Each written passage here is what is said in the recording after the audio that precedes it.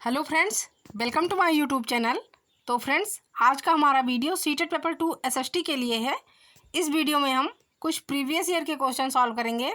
तो फ्रेंड्स, आप लोग वीडियो पर कंटिन्यू बने रहिएगा। अब देखिएगा, इसमें पहला वाला क्वेश्चन है कि सहायक संधि के अंतर्गत ईस्ट इंडिया कंपनी ने भारतीय राज्यों के शासकों को बाध्य किया।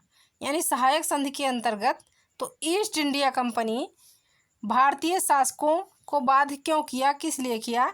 तो पहला वाला ऑप्शन है कि वे अपनी स्वतंत्र शक्ति रखेंगे तथा कंपनी द्वारा सुरक्षा प्रदान नहीं होगी, परंतु फिर भी इसके रख रखाव का खर्चा उन्हें वहन करना होगा, इसलिए इन्होंने भारतीय शासकों को बाध्य किया। या देखिएगा, अगला है कि उनकी कोई अपनी स्वतंत्र सैनिक शक्ति नहीं होगी। यानी भारतीय शासकों की या तो उनकी कोई जो है अपनी स्वतंत्र शक्ति नहीं होगी, परंतु केवल कंपनी द्वारा सुरक्षा प्रदान कर सकेंगे और इसके रख रखाव का खर्चा उन्हें वहन करना होगा, इसलिए जो है भारतीय शासकों को बाध्य किया गया। या अगला है, देखिएगा कि उनकी कोई अपनी स्वतंत्र सैनिक शक्ति नहीं, बिना किसी रख रखाव के खर्चे के वे कंपनी द्वारा सुरक्षा प्रदान कर सकेंगे या करेंगे, इसलिए इन्होंने भारतीय शासकों को जो है बाध्य किया है। या अगला देखिएगा कि वे अपनी स्वतंत्र सैनिक शक्ति रखेंगे और साथ साथ उन्हें कंपनी द्वारा सुरक्षा दी जाएगी और इसके रखरखाव का खर्चा उन्हें वहन करना होगा, तो इसलिए ईस्ट इंडिया कंपनी ने भारतीय शासकों को बाध्य किया है। तो देखिएगा, इसका सही उत्तर जो है, तो इसका सही उत्तर हो जाएगा ऑप्शन नंबर सेकेंड कि उनकी कोई अपनी स्वतंत्र शक्ति नहीं होगी। यानी भारतीय शासकों की तो कोई स्वतंत्र शक्ति नहीं होगी, परंतु केवल कंपनी द्वारा सुरक्षा प्राप्त कर सकेंगे और इसके रख रखाव का खर्चा जो है तो इन्हें खुद वहन करना होगा।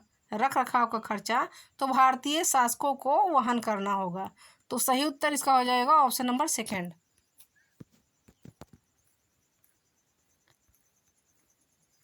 अब अगला क्वेश्चन देखिएगा कि निम्नलिखित में से किस आदिवासी समाज को खेल में विभाजित किया गया? यानी किस आदिवासी समाज को जो है तो खेल में विभाजित किया गया है? तो पहला है संथाल, यानी संथाल आदिवासी समाज को खेल में विभाजित किया गया है, या भील को किया गया है, या गोंड आदिवासी समाज को किया गया है, या अहोम आदिवासी समाज को किया गया है। तो देखिएगा कि अहोम आदिवासी समाज को जो है तो खेल में विभाजित किया गया है, तो अहोम ऑप्शन नंबर फोर्थ में है, तो फोर्थ वाला जो है इसका सही उत्तर हो जाएगा। अब अगला क्वेश्चन है कि ईस्ट इंडिया कंपनी ने 1651 में बंगाल में हुगली, देखिएगा, हुगली नदी के किनारे फैक्ट्री स्थापित की। ईस्ट इंडिया कंपनी ने जो है तो 1651 ईस्वी में बंगाल में हुगली नदी के किनारे फैक्ट्री स्थापित की। तो इन्होंने किस लिए किया है फैक्ट्री स्थापित हुगली नदी के किनारे? तो पहला है कि स्थानीय किसानों से नील खरीदकर उसे इंग्लैंड भेजने के लिए। यानी ईस्ट इंडिया कंपनी ने जब 1651 ईस्वी में बंगाल में हुगली नदी के किनारे फैक्ट्री स्थापित किया तो क्यों किया, किस लिए किया? तो पहला वाला ऑप्शन है कि स्थानीय किसानों से नील खरीदकर उसे इंग्लैंड भेजने के लिए किया, इसलिए जो है इन्होंने फैक्ट्री स्थापित किया। या अगला देखिएगा कि एक आधार बेस पर स्थापित करने के लिए जहाँ से फैक्ट्री अपना काम चला सके, इसलिए किया। या अगला है कि इंग्लैंड को निर्यात करने हेतु सूती कपड़ों के उत्पादन के लिए, इंग्लैंड को जो है तो निर्यात करने हेतु सूती कपड़ों के उत्पादन के लिए फैक्ट्री की स्थापना की गई। या अगला है कि मसालों को खरीदकर उन्हें इंग्लैंड भेजने के लिए फैक्ट्री की स्थापना की गई। तो क्यों किया गया? तो देखिए कि ईस्ट इंडिया कंपनी ने जब 1651 ईस्वी में बंगाल में हुगली नदी के किनारे फैक्ट्री स्थापित किया तो इन्होंने इसलिए किया कि एक आधार बेस स्थापित करने के लिए जहां से फैक्ट्री अपना काम चला सके, इसीलिए इन्होंने हुगली नदी के किनारे फैक्ट्री की स्थापना किया। तो इसका सही उत्तर हो जाएगा ऑप्शन नंबर सेकेंड। अब अगला है कि वर्गों में जातियां क्यों उत्पन्न हुई? यानी वर्गों में जैसे हिंदू, मुस्लिम, सिख, ईसाई, तो इन वर्गों में जातियां क्यों उत्पन्न हुई? जो भारतीय समाज को संगठित करने का आधार बन गई। वर्गों में जातियां क्यों उत्पन्न हुई? जो भारतीय समाज को संगठित करने का आधार बन गई। तो देखिए, पहला है कि आदिवासी लोगों को वर्ण व्यवस्था में एकीकृत करने में समस्या थी, इसलिए जो है तो जातियां बन गई वर्गों में। या अगला है कि जाति और वर्ण समान है, इसलिए जातियां बनी है। या वर्ण व्यवस्था के विरुद्ध प्रबल विरोध था, इसलिए जातियां बनी। या अगला है कि लोगों की सामाजिक व आर्थिक आवश्यकताओं में नियमित विस्तार के कारण नए कौशलों से जिससे जातियों का विकास हुआ, संपन्न लोगों की जरूरत थी, तो इसलिए जो है वर्गों में जातियां बनी। तो इसका सही उत्तर हो जाएगा कि वर्गों में जातियां जो उत्पन्न हुई, भारतीय समाज को संगठित करने का आधार बन गई, तो ये बनी हैं कि लोगों की सामाजिक व आर्थिक आवश्यकताओं में नियमित विस्तार के कारण नए कौशलों से जिससे जातियों का विकास हुआ, संपन्न लोगों की जरूरत थी, इसीलिए जो है तो वर्गों में जातियां बनी। तो आंसर इसका हो जाएगा ऑप्शन नंबर 4। अब नेक्स्ट देखिएगा कि गढ़कंटगा के गोंड राज्य के संबंध में निम्नलिखित कथनों में से कौन सा कथन सही है? गढ़कंटगा के गोंड राज्य के संबंध में तो निम्नलिखित कथनों में से कौन सा कथन सही है? तो पहला है कि यह एक समृद्ध राज्य था। इसे जंगली हाथियों को पकड़कर और उनको दूसरे राज्य में निर्यात करके धन कमाया, ये कथन सही है। या अगला है कि यह कमज़ोर बुंदेलों और मराठों के खिलाफ अधिक शक्तिशाली बना। या अगला है कि 1656 में मुगल सेनाओं ने गढ़कंटगा पर हमला किया और उन्हें रानी दुर्गावती द्वारा हार का मुख देखना पड़ा। या अगला है कि यह राज्य केवल नगरों से बना था। तो इसका जो है सही उत्तर हो जाएगा कि गढ़कंटगा के गोंड राज्य के संबंध में तो कौन सा कथन सही है? तो सही कथन ये है कि यह एक समृद्ध राज्य था। इसे जंगली हाथियों को पकड़कर और उनको दूसरे राज्य में निर्यात करके धन कमाया। तो ये कथन जो है गढ़कंटगा के संबंध में सही है, गढ़कंटगा राज्य के संबंध में तो ये कथन सही है। तो सही उत्तर इसका हो जाएगा ऑप्शन नंबर 1। अब अगला देखिएगा, अगला क्वेश्चन है कि आदिवासी जनजातीय लोग अपना पिछला लिखित रिकॉर्ड नहीं रखते थे। आदिवासी जनजातीय लोग जो थे तो अपना पिछला लिखित रिकॉर्ड कुछ भी नहीं रखते थे। वर्तमान के इतिहासकार आदिवासी इतिहास कैसे लिखते हैं? आदिवासी जनजातीय लोग तो ये अपना पिछला रिकॉर्ड नहीं रखते थे, लेकिन वर्तमान के इतिहासकार आदिवासी इतिहास कैसे लिखते हैं? तो इसका ऑप्शन देखिएगा कि वर्तमान के आदिवासी अपना इतिहास कैसे लिखते हैं। तो पहला है कि प्राकृतिक परंपराओं का प्रयोग करके, यानी वर्तमान के आदिवासी जो अपना इतिहास लिखते हैं तो वो लिखते हैं कि प्राकृतिक परंपराओं का प्रयोग करके, इस माध्यम से। या अगला है कि आदिवासी पौराणिक कथाओं का प्रयोग करके। उसके बाद है कि पुरातत्वीय स्रोतों का प्रयोग करके। या अगला देखिएगा कि वाचिक परंपराओं का प्रयोग करके। तो वर्तमान में जो आदिवासी अपना इतिहास लिखित रखते हैं तो अपना इतिहास वाचिक परंपराओं का प्रयोग करके ये अपना इतिहास लिखते हैं। तो इसका सही उत्तर हो जाएगा ऑप्शन नंबर 4। अब नेक्स्ट क्वेश्चन देखिएगा कि निम्नलिखित में से किस सुल्तान ने अनाज को शहर के बाज़ारों में भेजने के लिए बंजारों का प्रयोग किया?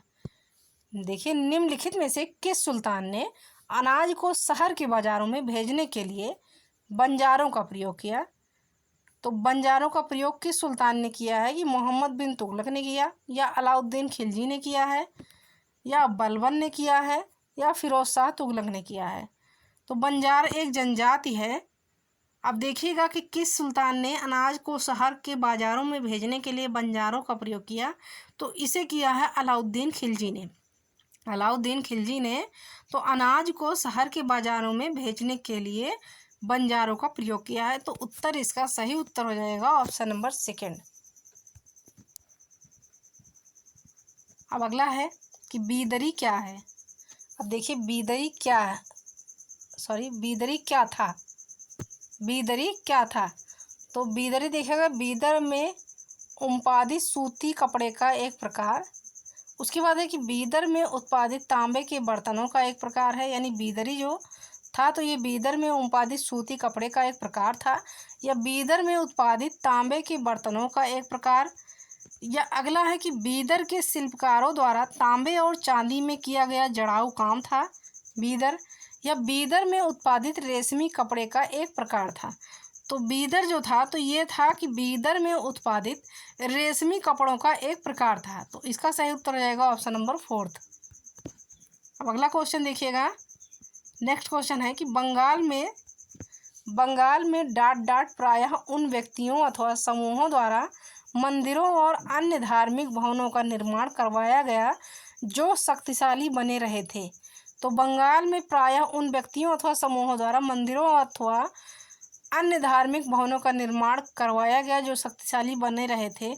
तो देखिए पहला है कि समाज में अद्भुत कला वास्तुकला का प्रदर्शन करने के लिए इसलिए निर्माण करवाया गया, या परिवेश का महत्व बढ़ाने के लिए, या अपनी शक्ति का प्रदर्शन करने के लिए,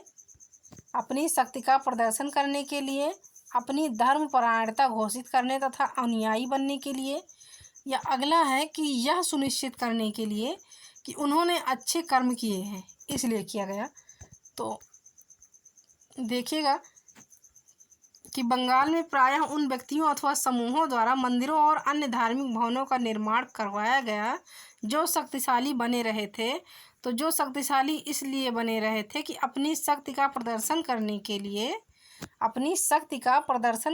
लिए, अपनी धर्मपरायणता घोषित करने तथा अनुयायी बनने के लिए, इसीलिए जो है तो निर्माण करवाया गया था। भवनों तथा धार्मिक स्थलों का निर्माण इसीलिए करवाया गया था। तो इसका सही उत्तर हो जाएगा ऑप्शन नंबर थर्ड।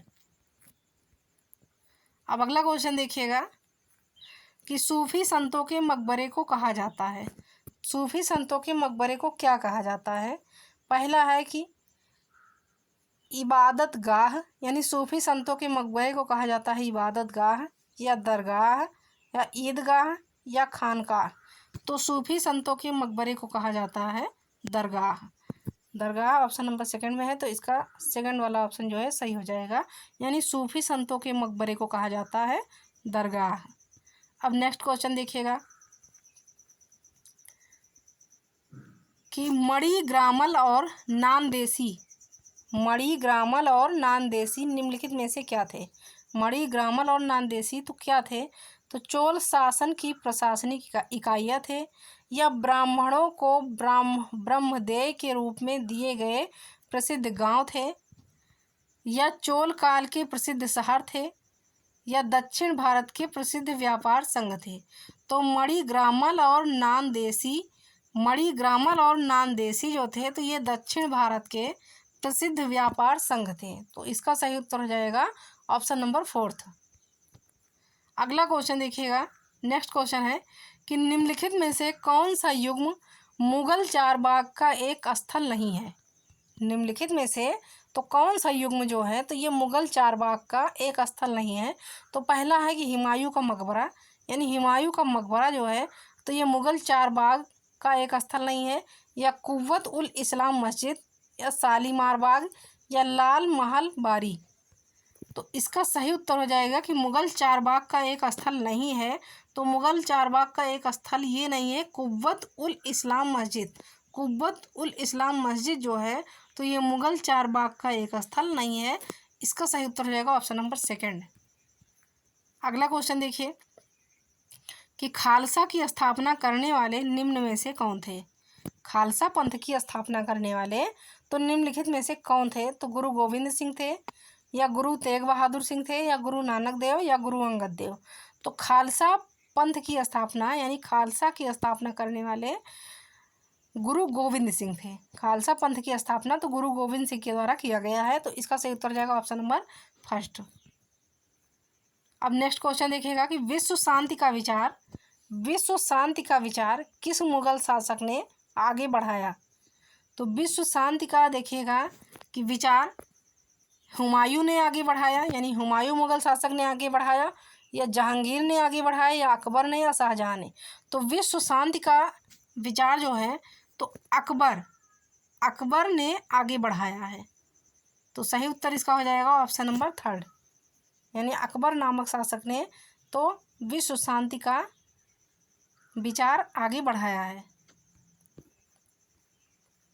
अगला देखिएगा कि पितरा ड्यूरा था या थी, कौन था। तो यूनानी देवता था पितरा ड्यूरा, या धात्विक तकनीक था, या भवनों को सजाने की शैली थी, या उत्तराधिकारी की भूमिका थी। तो पितरा ड्यूरी जो था तो ये था भवनों को सजाने की शैली थी। तो इसका सही उत्तर हो जाएगा ऑप्शन नंबर 3। अब नेक्स्ट क्वेश्चन देखिएगा कि 19वीं सदी में निम्नलिखित में से किसने कुरान शरीफ की आयतों का हवाला देकर महिलाओं की शिक्षा के लिए तर्क दिया। तो 19वीं सदी में किसने जो है कुरान शरीफ की आयतों का हवाला देकर महिलाओं की शिक्षा के लिए तर्क दिया है।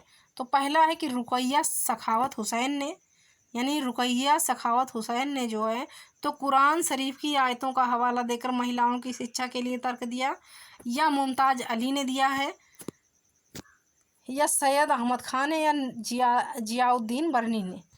तो 19वीं सदी में कुरान शरीफ की आयतों का हवाला देकर महिलाओं की शिक्षा के लिए तर्क देने वाले हैं मुमताज़ अली। तो इसका सही उत्तर हो जाएगा ऑप्शन नंबर 2।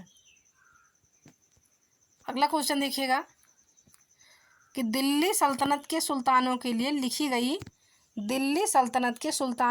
लिखी गई तारीख के विषय में निम्नलिखित कथनों में से कौन सा सही है। तो पहला है कि तारीख के लेखक शासकों के अच्छे शासन की आवश्यकता और न्याय संगत शासन पर बल देते थे, या अगला है कि लेखकों द्वारा तारीख सुल्तानों से ढेर सारे इनाम पाने के लिए नहीं लिखी गई, या नेक्स्ट है कि ये दिल्ली सल्तनत की प्रशासनिक भाषा उर्दू में लिखी गई, या अगला है कि तारीख उन लोगों द्वारा लिखी गई जो पारादही नगरों में रहे। तो दिल्ली सल्तनत के सुल्तानों के लिए लिखी गई तारीख के विषय में जो कथन सही है तो ये है कि तारीख के लेखक शासकों के अच्छे शासन की आवश्यकता और न्याय संगत शासन पर बल देते थे। तो इसका सही उत्तर हो जाएगा ऑप्शन नंबर 1। अगला क्वेश्चन देखिएगा कि निम्नलिखित में से किस विदुषी ने स्त्री और पुरुष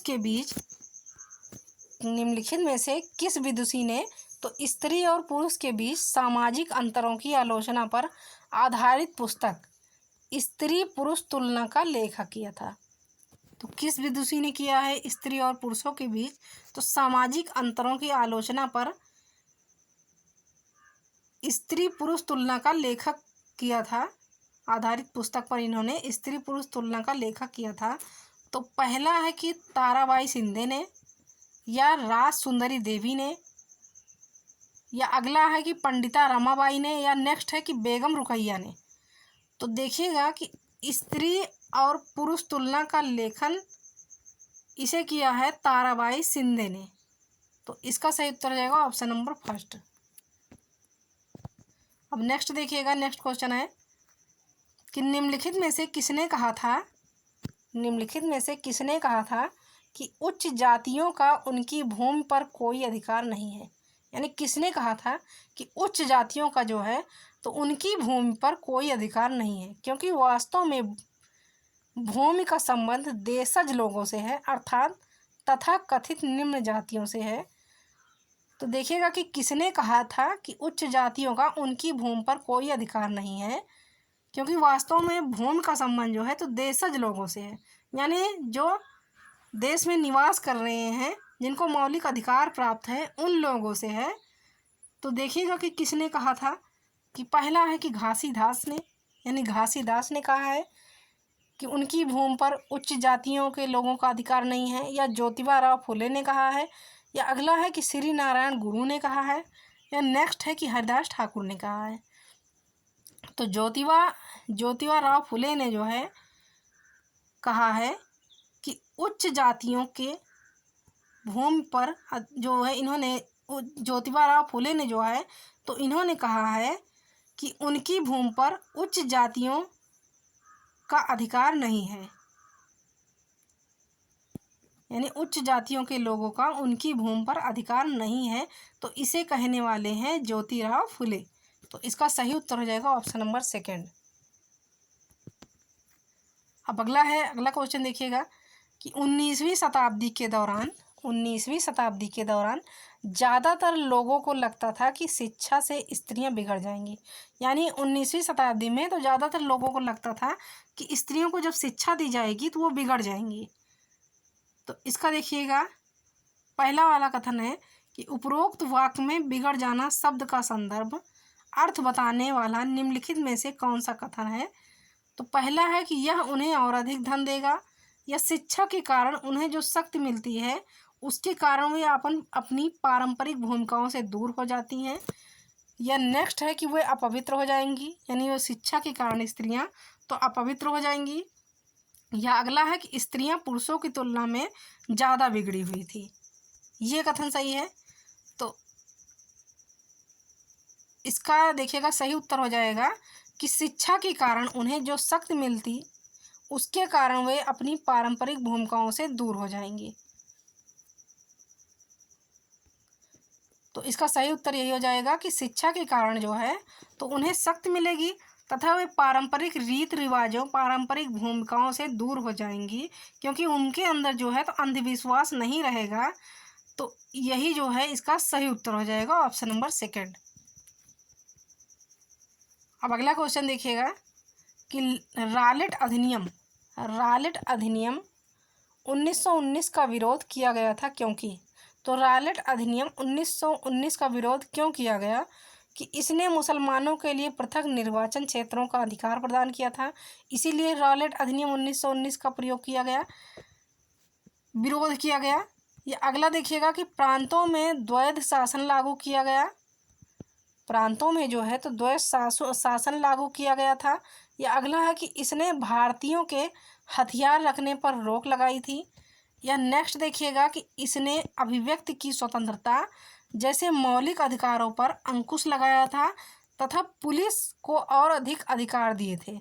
तो देखिए कि रालेट अधिनियम 1919 का विरोध इसलिए किया गया था क्योंकि इसने जो है तो अभिव्यक्ति की स्वतंत्रता जैसे मौलिक अधिकारों पर अंकुश लगाया था, यानी आपको जो मौलिक अधिकार प्राप्त हैं उस पर अंकुश लगाया था तथा पुलिस को और अधिक अधिकार दिए थे, इसीलिए इसका विरोध किया गया था।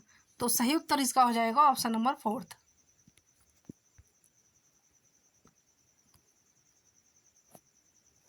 अगला क्वेश्चन देखिएगा कि मोहम्मद बिन तुगलक ने अपनी राजधानी को दिल्ली से दौलताबाद स्थानांतरित क्यों किया। मोहम्मद बिन तुगलक ने जो है तो अपनी राजधानी दिल्ली से दौलताबाद स्थानांतरित क्यों किया। तो पहला है कि अपने साम्राज्य को प्रभावी तरीके से नियंत्रित करने के लिए, क्योंकि दौलताबाद केंद्र में स्थित था। या अगला है कि उत्तरी भारत से उसे पर्याप्त राजस्व प्राप्त नहीं हो रहा था, इसलिए इन्होंने अपनी राजधानी को परिवर्तित किया। या अगला है कि मंगोलों से बचने के लिए। या नेक्स्ट है कि दक्षिणी शासकों को दंडित करने के लिए। तो इन्होंने अपनी जो है राजधानी को दिल्ली से दौलताबाद स्थानांतरित इसलिए किया मोहम्मद बिन तुगलक ने कि अपने साम्राज्य को प्रभावी तरीके से नियंत्रित करने के लिए, मोहम्मद बिन तुगलक ने अपनी राजधानी को दिल्ली से दौलताबाद के लिए स्थानांतरित किया, क्योंकि दौलताबाद जो था तो वो केंद्र में स्थित था। तो इसका सही उत्तर हो जाएगा ऑप्शन नंबर फर्स्ट।